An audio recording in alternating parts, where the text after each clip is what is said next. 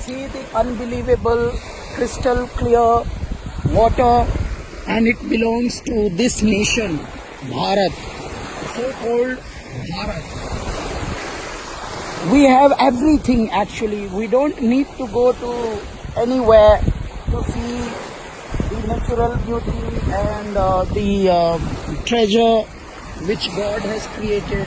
We have oceans, we have mountains, we have snow, we have rivers, and what of crystal clear water, oh God, white sand, and this coral we just found, untouched world,